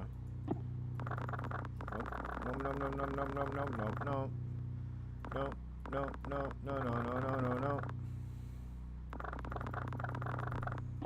Okay, cool. I guess end the week. Let me check on Grandpa again, make sure that I fed him all the things. I taught him one word. I need to teach him another. Where the hell do I find more words, though? Let's go enter. Let's check the study corner. Go to study corner. I didn't search all of the filing cabinets, so let's do that. Bet you there's more shit lying around. I'm telling you, it's a little weird. I clean everything, and then I come back, and someone's throwing a bunch of piles of gross-ass shit over here. People seem to have forgotten about manners. Also, who's coming down here except for me? Oh, that's 2. Cabinet 1. Come on. Alright. I gotcha. Give me another word to teach Grandpa. I don't have the words for him.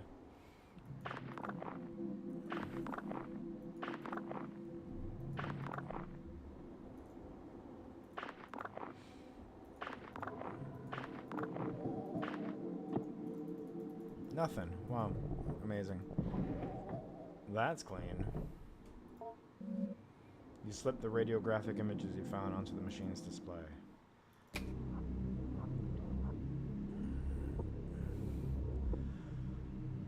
Propagation. Number 21. Day 19. After dormancy. Vacuum broken. Yes. Term 21 days. Notes in detail. Intriguing results with regard to the mimic hypothesis. A participant entered a sealed chamber adjustment adjacent to Whiskers, growth cycle number 21, which had been freed from the anthropoidic vacuum, constructed quite economically from plastic and broken mirrors. The first propagation's original earthenware vacuum was shattered during the move-in. Between the two, there was a semi-opaque glass panel that allowed observation both ways. The human participant was asked to think of someone in the popular consciousness, fictional or no, and cogitate. I'm learning a lot of words today. Cogitate. I'm gonna go with cogitate on their image. Personality, face, if possible. Voice, if possible. Etc. Our participant chose Jesus of Nazareth. Way to punch high, dude. Like, do you know what he sounds like? I mean, it said personality, face. You don't even know what he actually looks like.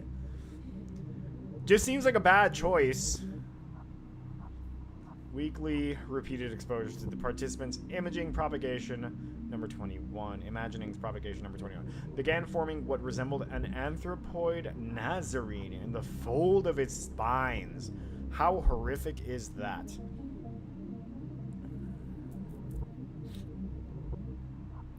You know what, man? That's nasty. I'm gonna just say it. Previous human-oriented tests have always bore out a result that Whiskers would form an anthropoid team member, be it me or Dr. Hart or Gerald, and we assume it was merely mimicking one of us. Dr. Hart has always contended the desirous yield or the anthropoid reproduction Whiskers creates when in contact with human beings has always been based on the conception and relation to the person through someone else. Sorry. With this framework, the desirous yield is not actually a replica of a person, or if it is only a replica of the fiction of a person generated in the mind of another. This desirous yield was not Jesus Christ, but the participants' image of Jesus assembled from their religious upbringing. Religious artworks, depictions in popular culture, etc. This radiograph was taken right before the destruction of the growth cycle while Whiskers was rendered unconscious via fumigation. It seems like with every successive propagation, the stem cells in the organism work a little faster, but I'm not paranoid. It's technically deathless, yes, but we're burning up whatever knowledge it's gained when we incinerate it. I don't believe in magic, just yet. I think you should, Doctor. I think you should start believing in magic because obviously some crazy fucked up shit is going on here. I'm just saying. Yikes. What's this? Propagation number 2. Day 0 after dormancy. Vacuum broken, yes. Term at 6 days. We have taken to calling it Whiskers, though of course some have interpreted it as hair or needles or quills, but the Whiskers is more accurate, as the needles are really more like suprasensory follicles or spines. Yikes. The nerve nets distributed throughout the morphology of these spines resemble those of genus Hydra, but have myelin sheaths that are functionally the same as vertebrae. As we can see in the X-ray, each spine is laden with dense optical arrangements, similar to compound dyes. Icky. That's gross if you think about it. So those hairs, they got eyes on them, all over them. The Hydra connection is assuredly worth investigating. With regard to the organism's capacity for regeneration and anecdotal deathlessness, it certain is a robust enough creature. I think that's a typo. To inspire marvel that is not untinged with fear. Yikes. Is that it? Is that all you got for me? What the fuck are you? Am I seeing these in order? They don't seem to be in order. Propagation number 14. Day 14 after dormancy. Nth vacuum broken. No. Term 16 days. What's in detail? Exposure to mammalian forms, part of a series of zoomorphic influences, led to further understanding of the propagation's ability to stimulate the somatic stem cells that constitute fully developed animals. I write simulate in the previous statement because examining the tissue of each propagation leads me to believe that its amazing capacity for accelerated growth is vastly different forms comes from its cell-level mutability. And yet at no time does it function as the thing it becomes, except in the sense that it mimics it. That is to say, when Whiskers is removed from dormancy and replicates a rabbit's morphology, it is not seeing from the rabbit's eyes nor smelling from the rabbit's nose, but pretending that it does and doing a very good job of it. That's also very scary. All of this is so fucking scary. Vacuum broken. No. Term 12 days. Propagation number 5. Do you know what's in detail? This radiograph was taken at or around growth cycle number 4. The strange thing about it was that the subject of the image was found nowhere near the enclosure. It's almost like a piece of Whiskers fell off and scurried into the corner. I feel like we've learned a lot since then, but at the time I remember speaking about morphology being weird, not really even resembling any extant zoomorphic structure. Besides, maybe a cuttlefish. Then I happened to open the thing up. Inside were all these little dead amoeba-like things, but they all sort of looked like they had faces. Faces that were just barely there. After I took the radiograph, I gathered up and went to go through the biohazard bin. As I walked by the the enclosure, I could hear Whiskers suddenly going wild, flopping around and grunting excitedly. Could it have smelled the cuttlefish thing? Would it eat its own production? I guess it's technically flesh.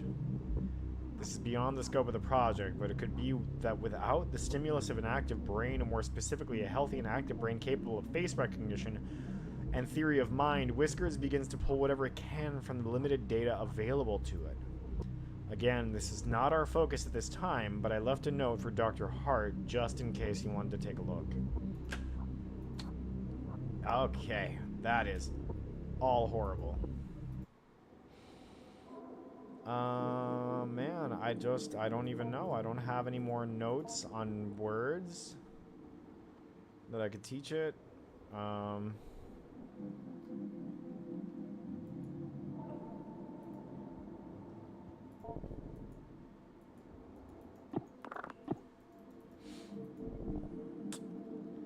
really want to teach it something else, but there's nothing else to teach here.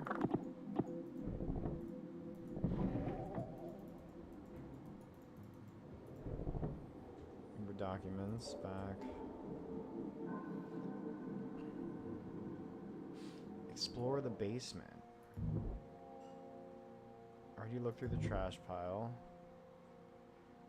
Let's look through this trash pile. I don't think I checked.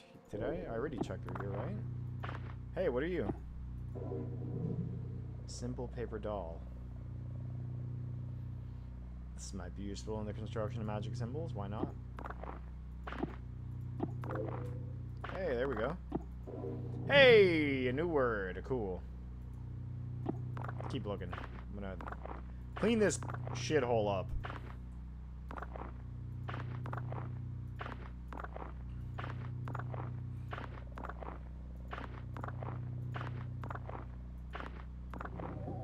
All clean. Cool. Alright, well,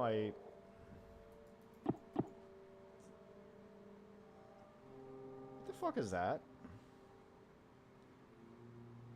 I'm not crazy, right? You all see that right there? That's not just like... Is that like a person there?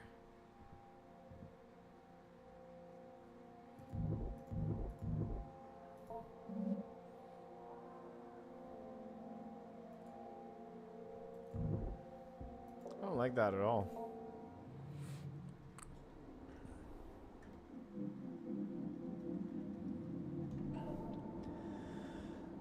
Go to Grandpa. Let's teach you another word. Yes, teach you indecision.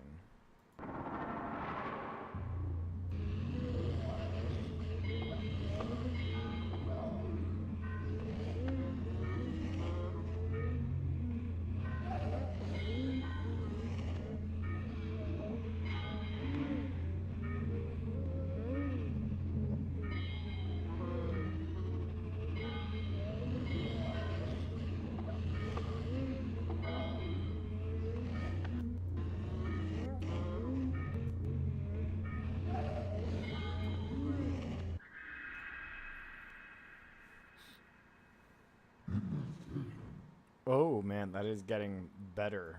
He's getting better at saying those things.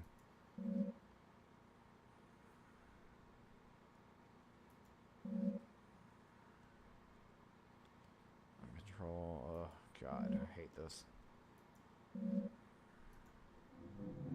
Alright, taught him 2 words. Let's end the week. Weekly summary.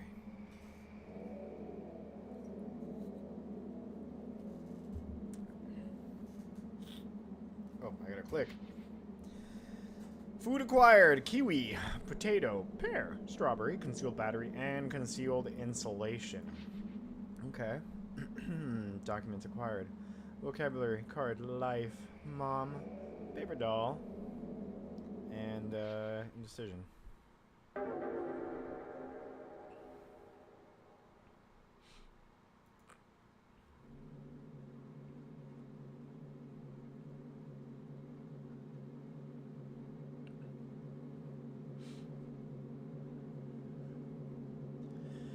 The time I have spent The time I have to spend compiling an evaluation of Adrienne is almost up, and I still can't say what to make of her changes in mood. It is of course the case that children of Adrienne's age are nowhere near finished learning and growing.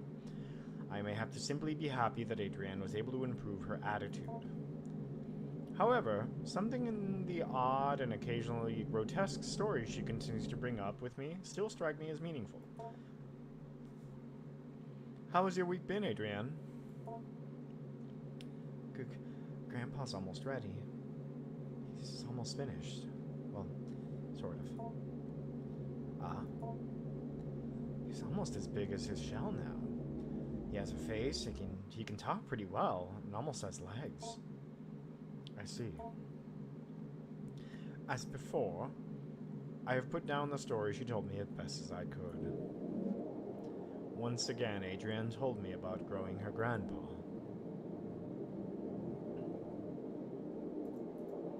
Nothing's different about this, no?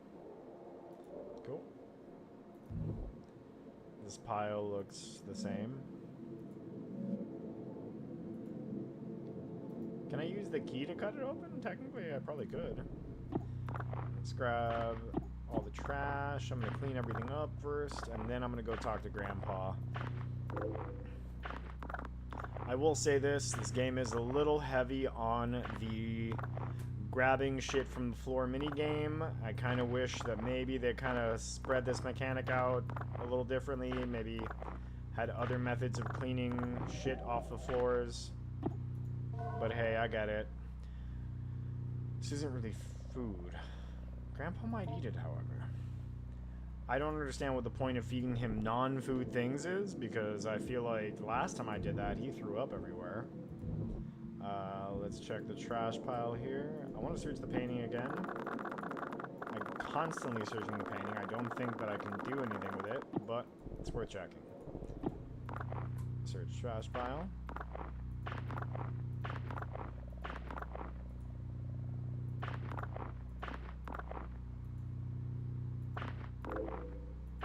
You see, it's a little tedious when it doesn't always register.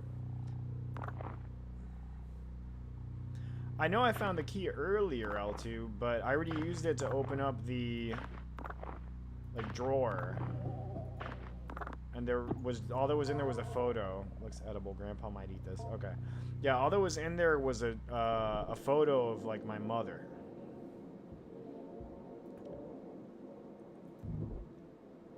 Search this trash. Hold on. God damn it, I hate that so much, dude. Like, look at that. You not see that? It's, like, definitely... There's the arm, a leg, another leg that's hidden behind the wall, and then off in the darkness up here would be its head. I don't know. Maybe I'm just tripping. I don't... It's scary. I don't like it. Is there more than one bulbous growth? See, if I had the... I wonder if I could stab it with a key. That would be the thing. What are you? You see that back there? You guys see that? Am I crazy? Looks like a giant cockroach. Or something.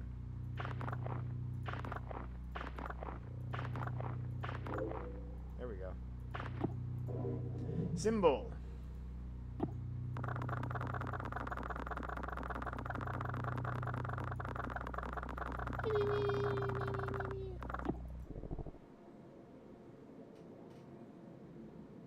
Yes, I did find a key in the vomit. I see. Oh, I see what you're saying. Okay. I can make him vomit, and then I could get whatever's in the stomach. Yeah, okay, that makes sense. I didn't think about that.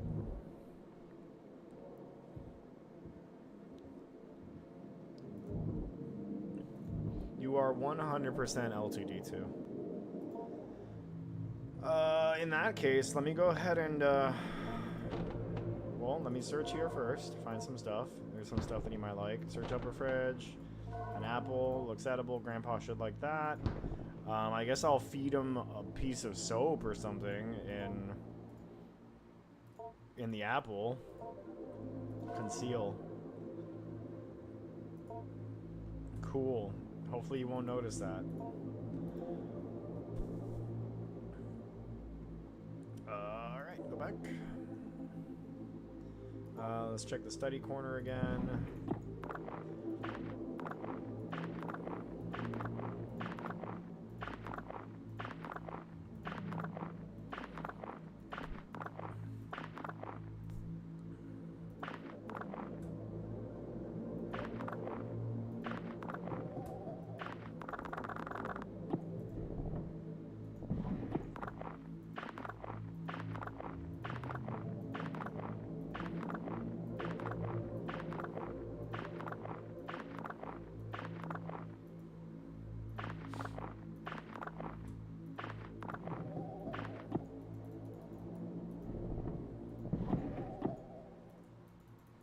This space hasn't been dirty at all.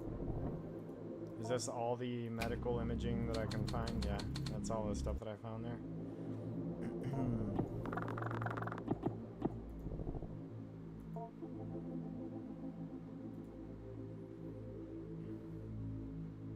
I already taught him grandpa life. Hello. Yeah, what do I do with this scary ass paper doll? Indecision. Did I teach him that? I don't know if I did. I might have. I don't know.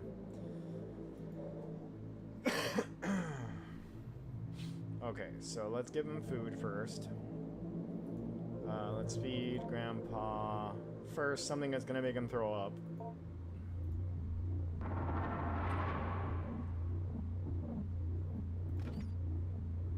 Concealed soap.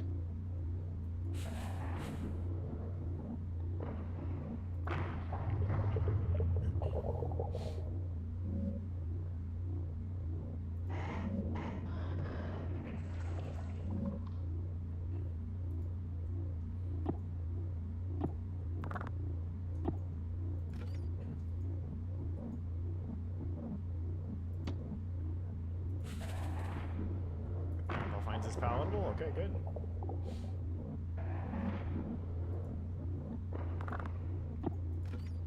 I think I can feed him one more thing. You like jackfruit? Yeah, he likes jackfruit.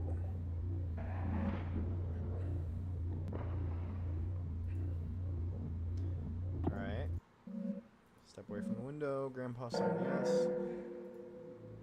Did I feed him? Oh, I need to feed him one more acceptable thing. I see. Go to Grandpa. Examine stomach contents. Pair of scissors. Alright.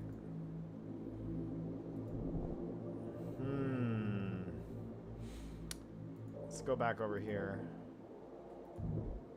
Let's check the bulbous growth. Use the scissors, yep. It's now possible to look inside. So let's check inside the bulbous growth. In the oily cavity, a powerful smell of rot arises, and many small, increate beings lay motionless and dead. However, you just barely hear the near silent slithering of something, or maybe it's just your imagination. Disgusting. Oh man, this is getting fucking gross.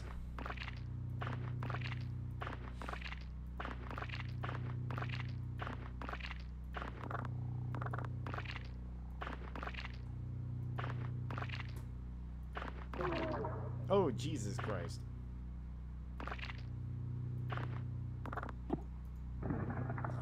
Anthropoid remnant 1. A self-sufficient animal from knit together from years of ambient thoughts left to crawl around the basement? Grandpa may enjoy the flesh. I was told to not feed him flesh. Was I not?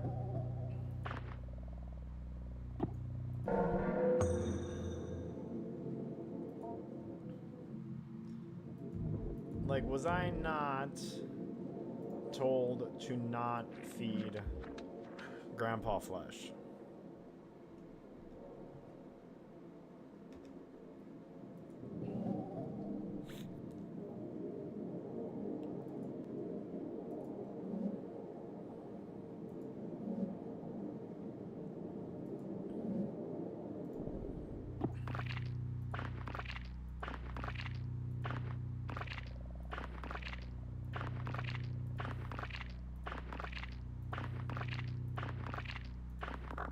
So much slurping.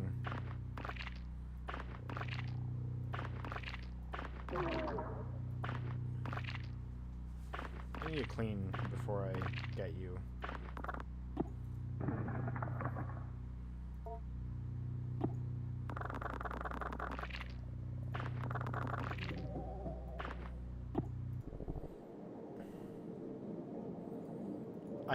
I don't think feeding Grandpa flesh is a great idea. I was told not to do that specifically.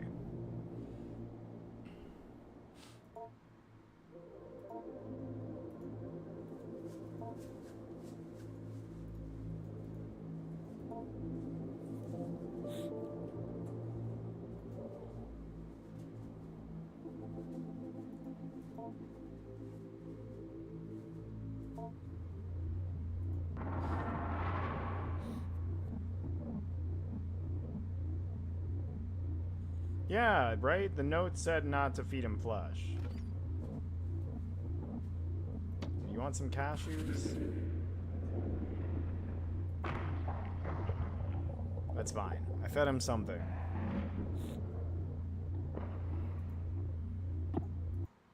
I'm not feeding him the fucking flesh. Go to Grandpa. Teach Grandpa a word. Let's teach him symbol. Yes.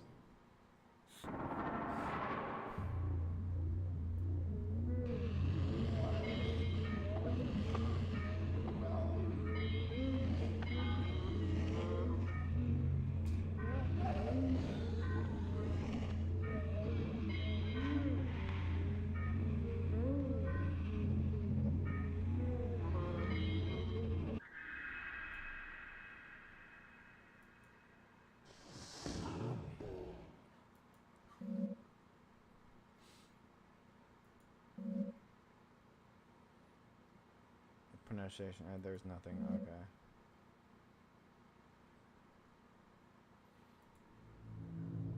I've only taught him one word, though. I need another one.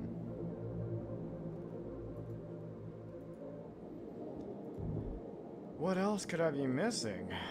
Top drawer.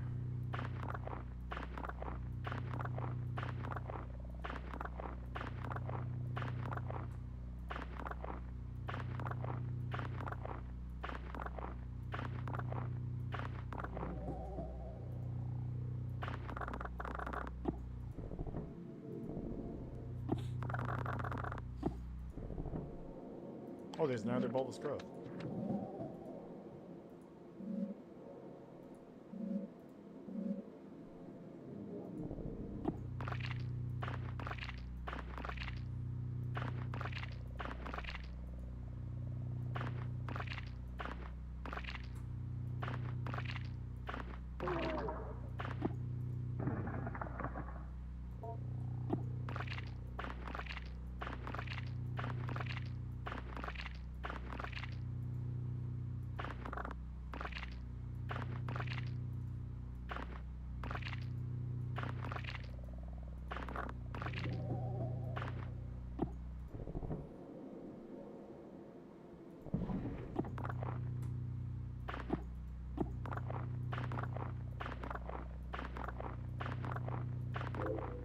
There we go.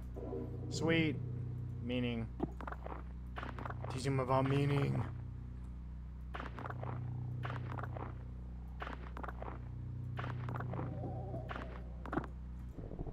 I'm going to teach him what it means to learn. Let's go. Come on, bitch. We're gonna have a lesson. Teach Grandpa meaning. Yes. Vocalize your gross vocalizations.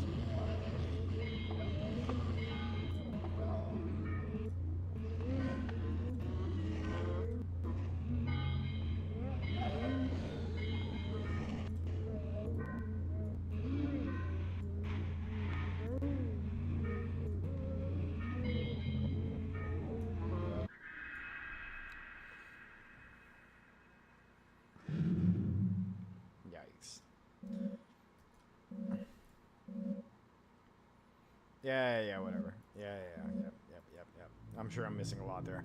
Okay, well, I've taught him. I fed him. Let's end the week. Weekly summary. Yes, I taught him. Fed him a lot. Oh, I didn't chat with him, though. Fuck. Who could that be?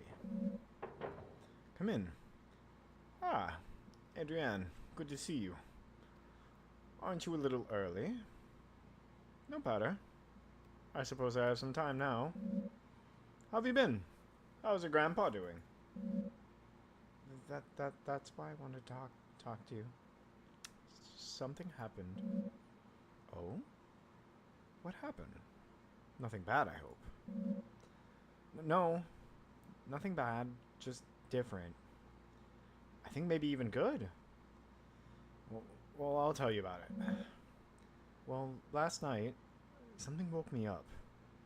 There was this noise at first. It's like it came from the walls. I could hear it from my bedroom. But there was something else. Something calling. I could hear it barely. I was afraid somehow Grandpa hurt himself.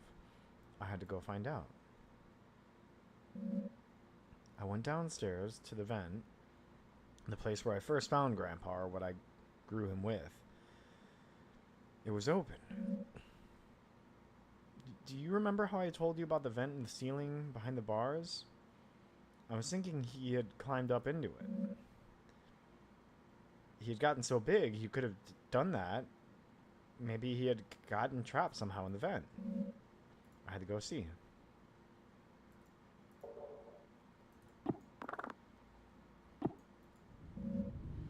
I got inside. I heard the calling again. More clearly this time. Grandpa was definitely in the vents somewhere. I could feel him hearing my thoughts. I got that weird feeling. A sense in the air. I had to go forward.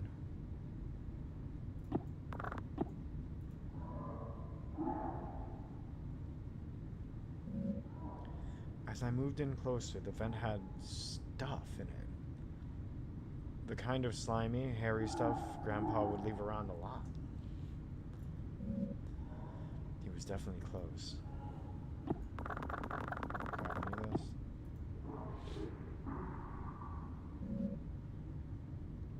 Something was there at the end. But it wasn't Grandpa. It looked like maybe he had made it, though?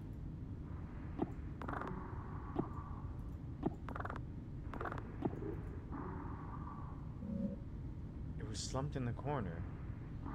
He had a weird mouth, and it had its lungs on the outside and drew in just enough air to call out. And then it just stopped. Stopped breathing. And then something was hanging over me.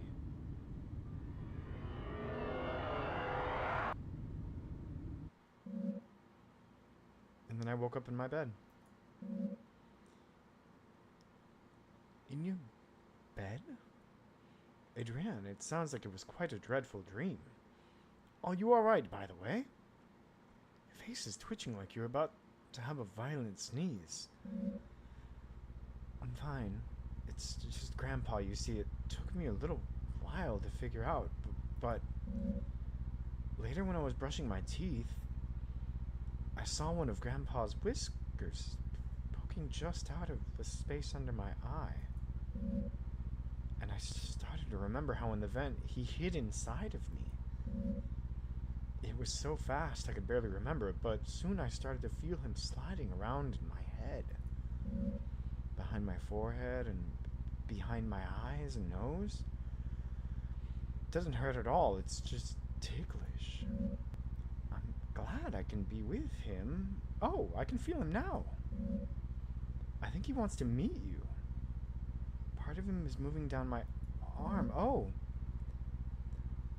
I'm starting to get worried, Adrienne. You really should not be twitching like this. I should walk you to the nurse's office. Come on, let's go. You should really meet him. I've told you so much about him. Here. What are you doing, Adrian? You're starting to look very ill. Please, just wait.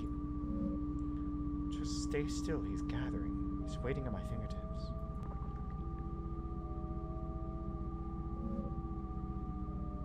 Why do you look like that? You don't have to be afraid. Look.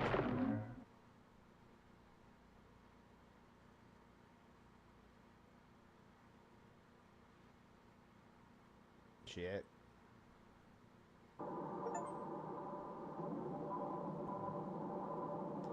Oh shit.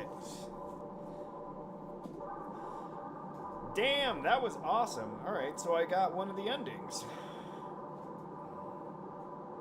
Well, that was cool as hell.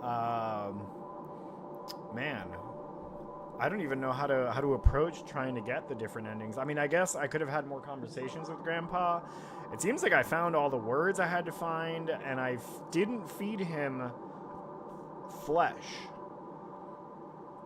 So I wonder if maybe that's the key there. You know, key is trying to teach him, like, try to have him eat flesh or something like that. I'm not sure. Me. Skip credits, to acknowledgement, return to main menu, hold down, right. There we go, okay. Just because that was kind of loud. Alright, well that was awesome. We ended up finishing that whole game. Hold on a second here. Hell yeah. Alright, that was pretty cool.